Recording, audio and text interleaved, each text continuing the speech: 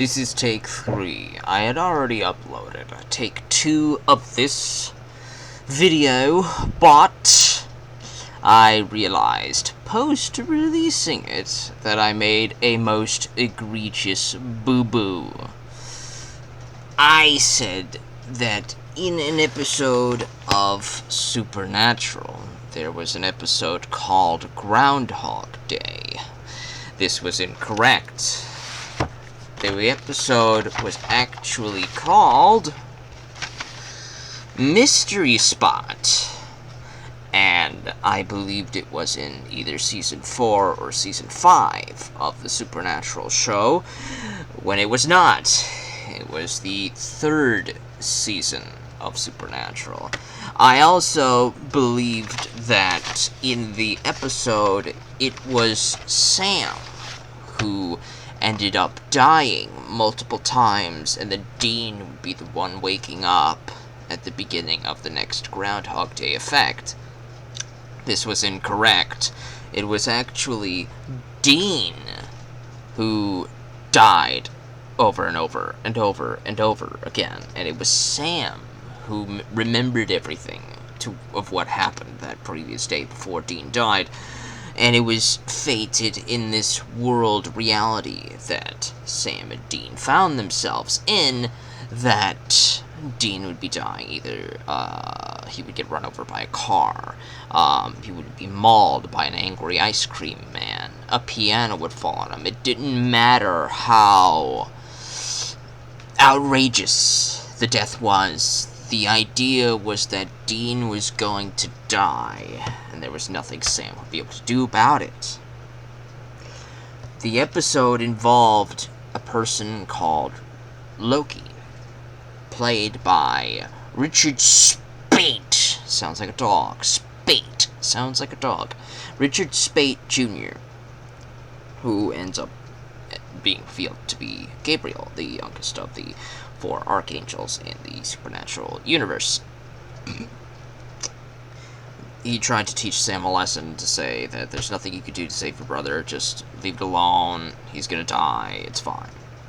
But Sam ends up not accepting this, and he would end up doing anything and everything in his power to get his brother back, because that's just what the Winchesters do.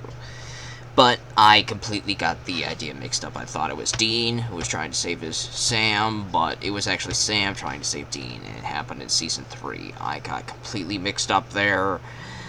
In my defense, I haven't seen I haven't binged Supernatural since 2015, 2016, somewhere around there. I haven't binged this in a while. So my memory is a bit fuzzy in that regards. Forgive me for forgetting an episode. I couldn't forgive myself because I took the episode down, and I'm gonna redo this entire video. But I wanted to explain why you're getting a thing called Groundhog Day 2. Take 2. The Groundhog Day Effect 2 is what this title is going to be called. That's why you're getting whatever it is. Now, on to the actual 3rd take. Groundhog Day. And Live, Die, Repeat. I call it Live, Die, Repeat. It might have another name. Can you find it? Can you find it on here? I'll give you a few seconds to see if you can find what the other name for this movie is, and how on some sites and some people call it this term instead of Live, Die, Repeat. I'll give you a few seconds. If you found it yet. Edge of Tomorrow. It's in very small letters. That's the other name for this movie. I call it Live, Die, Repeat because they're bigger letters. They grab my attention.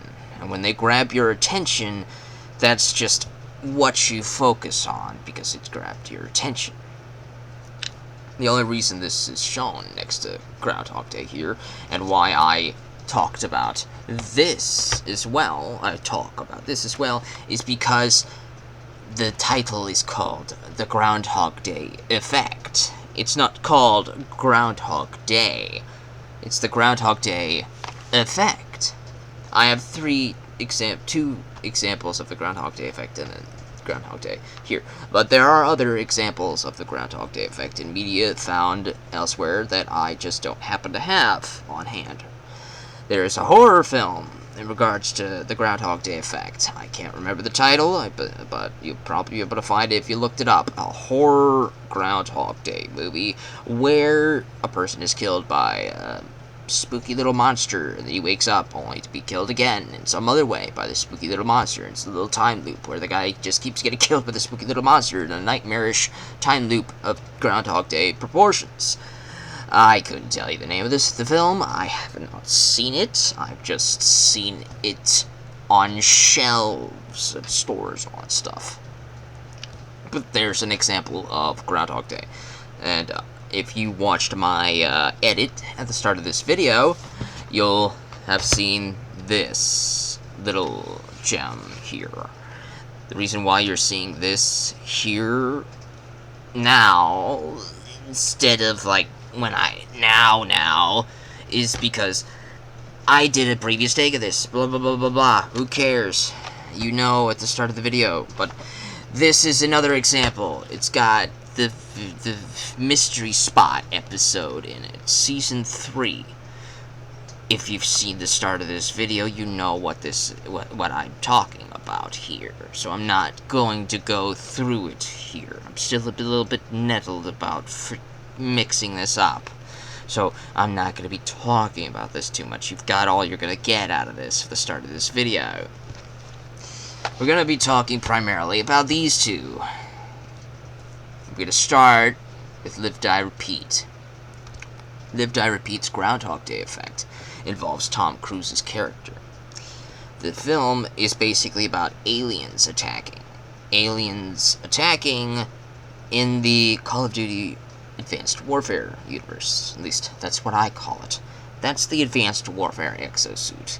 If you don't believe me, go look up the Call of Duty Advanced Warfare exosuit, and then we can get back to this. This is the exosuit from Advanced Warfare. It could even be a sequel to Advanced Warfare. Tom Cruise attacks an alien and dies. Then he wakes up, not dead. And within 24 hours, if he dies again, he'll wake up, not dead, 24 hours previously. He lives in a time loop for many years, honing his skills from some greenhorn into some massive super badass. Because Emily Blunt knows exactly what Tom Cruise went through. She experienced Groundhog Day herself. But she trained it to become such a badass at killing the aliens that she survived longer than 24 hours. And the time loop stops. Because the time loop only works if you die within 24 hours. It seems to be some sort of defense mechanism that the aliens have. That the aliens who die within 24 hours, they go through the time flux loops and figure out how you kill them so that they can kill you and modify everything, blah blah frickety blah. Well, Tom Cruise and Emily Blunt use their ability against them. And they go through Groundhog Day loop, and then they defeat the aliens. This isn't like some groundbreaking rocket science movie of the most epic of proportions that I would be praising and sing songs and say that it should be in the National Film Registry, like some big movie like The Godfather. But this is more of the schlocky type of entertainment that I absolutely eat up. It's full of ham, especially Tom Cruise ham. If you like Tom Cruise ham, this will give you a good sandwich full of schlocky ham. No, the better story here is always gonna be the original. Groundhog Day, the owner of the Groundhog Day effect trope. In Groundhog Day, we focus on Bill Murray's character. He's an asshole reporter with an extremely high sense of self-worth and self-ego. This self-worth and self-ego gets him not into good graces with the lady that he likes. he finds himself in Punxsutawney, a place where they have a Groundhog Day festival. And he's here to cover that story. He reports on the Groundhog Day festival, where the Groundhog Day either finds or does not find his shadow and determines whether how many weeks of winter or if spring is going to start. Blah, blah, blah, frickety blah. We know this story. Or do we? Bill Murray goes to bed that day after experiencing a mundane series of events that any person would find incredibly mundane. He's in the most campy of hotels, in the most campy of hotel rooms, with the most campy and happy of hotel managers. Everybody in the bar is happy. Everybody in the town is happy. He's the only one who's very grumpy and unhappy. He's very bored. Bored to be here. There's a blizzard coming towards Punxsutawney, but Punxsutawney has not been hit by the blizzard yet. But there's a blizzard all around the town. It seems to be caught in the eye of the storm, this Punxsutawney place. Strange. As Bill goes through his day, he encounters all sorts of mundane people, such as somebody who he went to school with. Phil? Hey, Phil? He tries to ignore this person, because, as you would, you don't, when there's somebody who has a conversation, there's a conversation starter that you really don't want to have that day, and that person just really wants to talk to you, you just really don't want to talk to them, so they just keep on pushing, and you're trying to ignore them, you're walking faster, trying to get away, trying to act like you didn't see them, but they pester, they come after you, and then they hold their little conversation, and then you try to excuse yourself as fast as you can. You get out of there. And he reports on the Groundhog Day and he goes to bed. Then he wakes up and he recognizes the jingle that's on the radio. He recognizes all the words that people are saying to him. That same guy saying, Phil? Hey, Phil? He recognizes that guy. He recognizes all the words. The deja vu is starting to sink in. And then when he has to report for Groundhog Day, he says, well, it's Groundhog Day. Again? He's taking it all in as some sort of joke. So he plays along, goes to bed, wakes up. It's Groundhog Day again. Uh-oh. The same jingle's on the radio. The manager lady's still so freaking happy, saying the exact same words to him. That guy! Hey, Phil! He comes after him again. Oh, boy. Now we're in for some problems. Well, he now has to figure out how to get out of Groundhog Day. And he goes through the 5 stages of grief, and the first stage is just some sort of denial. He's trying to find a way to get out of Groundhog Day. And one of the quickest ways, after he has exhausted all other options, is the unalive route. The unalive route is basically where he tries all sorts of tricks of the trade to off himself. He dumps a toaster oven into the bathtub full of water with him inside to electrocute him to death. He drives his car off a cliff, hoping the explosion would take him out. He overeats himself to death. He explodes himself with bombs. All sorts of options that he has exhausted, and every single time he wakes up at the start of Groundhog Day. There seems to be absolutely no escape. So he just decides to live it up. He decides to live it up and become God. He starts playing around with it. He tells his lady friend, oh, I'm an immortal. Oh, I've been around for a while. And he starts to tell her about all the stuff that he's been a prophet about. He tells her everything that happens in the bar. That they're in some sort of like breakfast little club, little bar place. And he starts telling her everything that's going to happen as it happens. And it's freaking her out. So now his next trick is he wants to get with the girl. He wants to get with the girl. He's figured everything else out. He's done everything else. But he's not gotten this girl. So that's the thing that he wants to do. The one thing that he hasn't done in his many years here in Groundhog Day.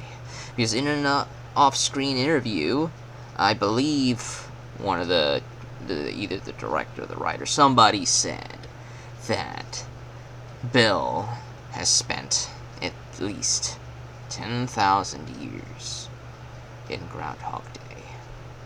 That is nightmarish to think about. It plays on the idea of immortality in a way that almost feels like a horror film, though this film is shot and marketed as a comedy. But it's easily taken as a horror film. Because as time goes on, Bill Murray starts to become very dark.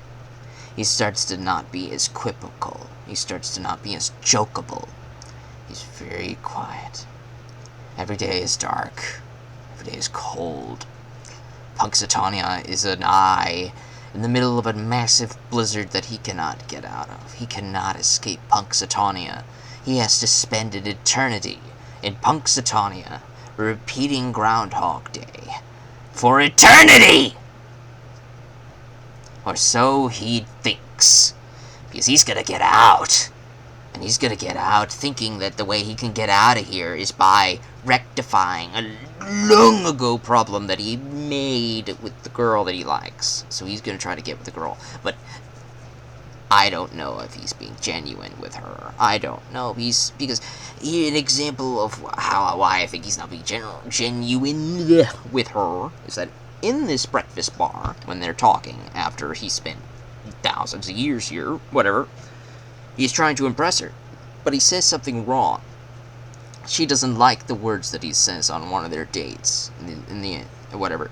And so he says, "Excuse me." He leaves to go off himself to repeat the day. And he comes back to this moment, replaying the day completely as it did, to come back to this moment to try another line. This line fails.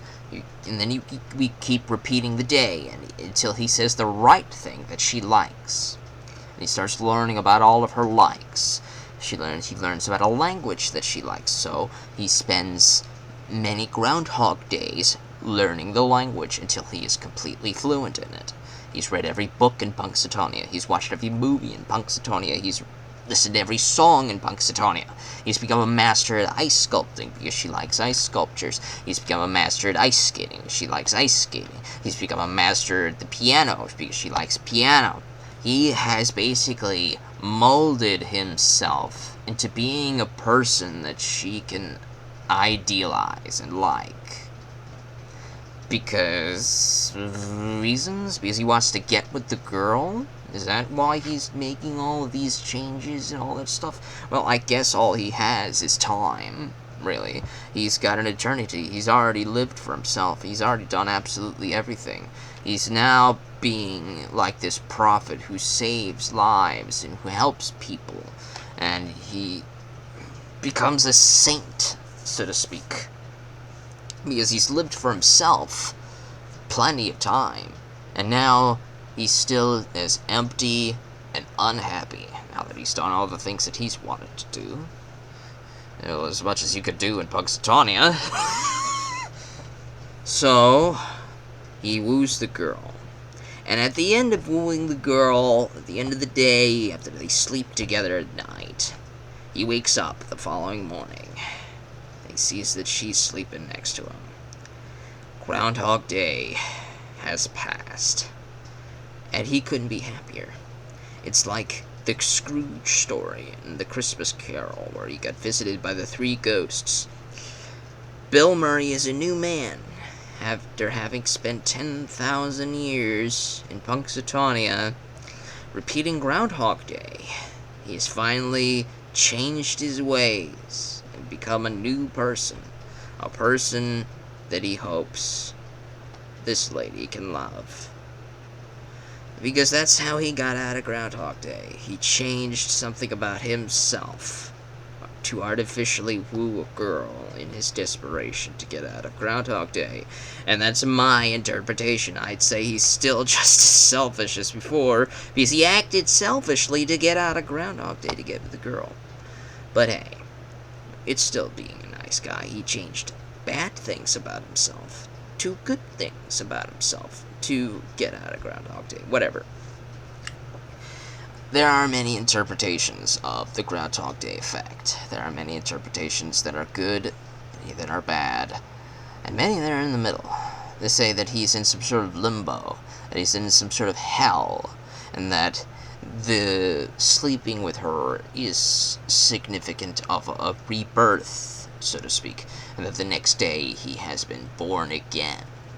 That's one good example. The interpretation. My interpretation is basically a play on the immortality effect. A lot of people, myself included, have often wished for immortality, to live forever.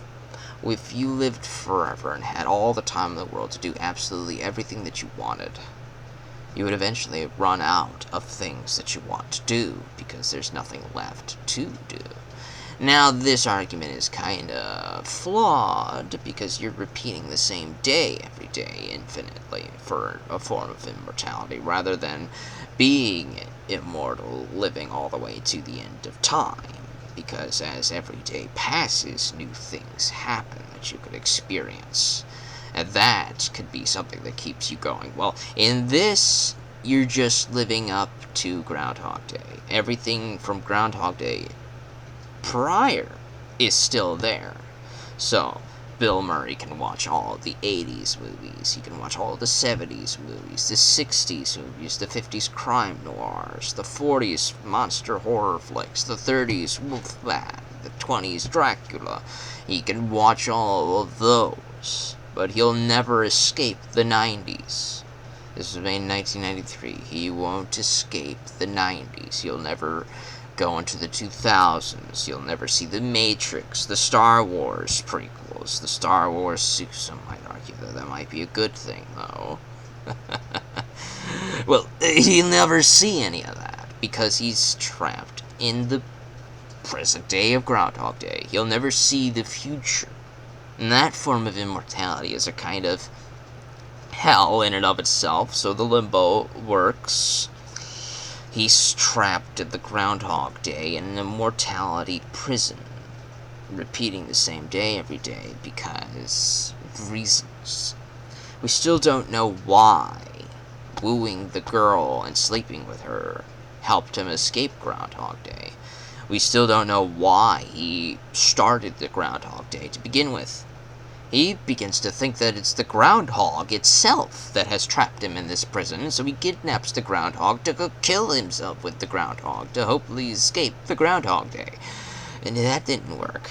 Shooting the groundhog didn't work. Nothing worked.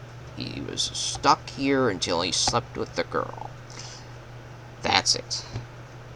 But Groundhog Day was so impactful in its concept, in its idea, that it spawned what we call the Groundhog Day effect.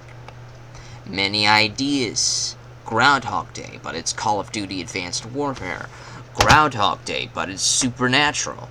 Groundhog Day, but it's a horror film. You know, but they always say Groundhog Day, but it's ... Whatever. I liked this movie far more than the episode of Supernatural than this, but I loved these two. So if I would say that this was like an 8 out of 10 in the entertainment factor, and this was also an 8 out of 10 in the entertainment factor, I would say that this was a 9.5 out of 10. It's that good. It's good in the entertainment factor as well as in the innovative original storytelling factor. The direction is good. Bill Murray's performance is good. He had a director that he's worked with previously, not necessarily in the director's chair, though. Harold Ramis plays Egon. in the Ghostbusters film. So Bill Murray knew who Harold Ramis was, and he's worked with him on a few movies in the past, which is why probably he was a lot easier to work with here. He delivered his A game. This is probably one of the best Bill Murray performances you will ever see outside of the Ghostbusters. I loved it. And Harold Ramis directs some really good films. I recommend you check out and Analyze This. I believe he also did Caddyshack. That was very good. He directed Analyze That, the sequel to Analyze This. Really good. I recommend you check those out. Harold Ramis is very, very good. He's no longer with us. No. I don't know how to end these videos. I always just say, be imaginative. So, be imaginative.